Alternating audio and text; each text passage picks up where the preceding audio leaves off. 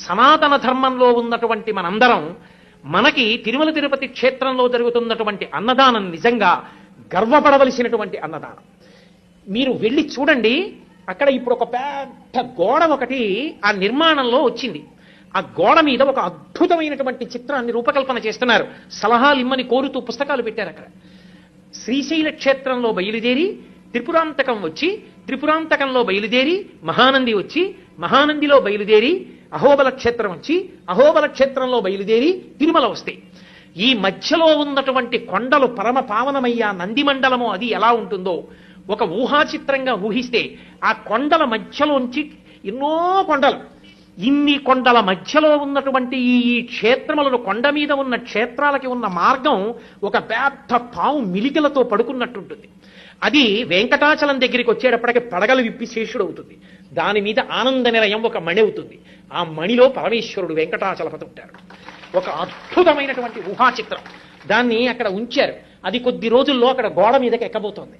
నాకనిపించింది, శ్రీశైలం అద్భుతమైనటువంటి క్షేత్రం, మల్లికార్జున లింగం అక్కడ. ఆ శ్రీశైల లింగం జీవబ్రహ్మ అభేదాన్ని తెలియచేస్తుంది. అటువంటి లింగస్వరూపంగా మనందరం మొట్టమొదట పరబ్రహ్మంతో కలిసి ఉన్న వాళ్ళమే. ఏ కారణం చేతనో కానీ జారిపోయాం, విడిపోయి జీవుడయ్యాం. జీవుడైన దగ్గర నుంచి ఇంకా త్రిపుర సనాతన ధర్మంలో ఉన్నటువంటి మనందరం మనకి తిరుమల తిరుపతి క్షేత్రంలో జరుగుతున్నటువంటి అన్నదానం నిజంగా గర్వపడవలసినటువంటి అన్నదానం. మీరు వెళ్ళి చూడండి, అక్కడ ఇప్పుడు ఒక పెద్ద గోడ ఒకటి ఆ నిర్మాణంలో వచ్చింది. ఆ గోడ మీద ఒక అద్భుతమైనటువంటి చిత్రాన్ని రూపకల్పన చేస్తున్నారు. సలహాలు ఇమ్మని కోరుతూ పుస్తకాలు పెట్టారు. అక్కడ శ్రీశైల క్షేత్రంలో బయలుదేరి త్రిపురాంతకం వచ్చి, త్రిపురాంతకంలో బయలుదేరి మహానంది వచ్చి, మహానందిలో బయలుదేరి అహోబల క్షేత్రం వచ్చి, అహోబల క్షేత్రంలో బయలుదేరి తిరుమల వస్తాయి.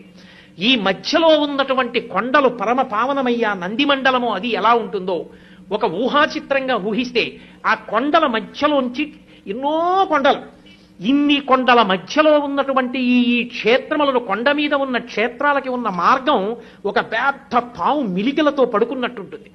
అది వెంకటాచలం దగ్గరికి వచ్చేటప్పటికి పడగలు విప్పి శేషుడు అవుతుంది. దాని మీద ఆనంద నిలయం ఒక మణి అవుతుంది. ఆ మణిలో పరమేశ్వరుడు వెంకటాచలపతి ఉంటారు. ఒక అద్భుతమైనటువంటి ఊహాచిత్రం. దాన్ని అక్కడ ఉంచారు. అది కొద్ది రోజుల్లో అక్కడ గోడ మీదకి ఎక్కబోతోంది. నాకనిపించింది, శ్రీశైలం అద్భుతమైనటువంటి క్షేత్రం, మల్లికార్జున లింగం అక్కడ. ఆ శ్రీశైల లింగం జీవబ్రహ్మ అభేదాన్ని తెలియచేస్తుంది. అటువంటి లింగస్వరూపంగా మనందరం మొట్టమొదట పరబ్రహ్మంతో కలిసి ఉన్న వాళ్ళమే. ఏ కారణం చేతనో కానీ జారిపోయాం, విడిపోయి జీవుడయ్యాం. జీవుడైన దగ్గర నుంచి ఇంకా త్రిపుర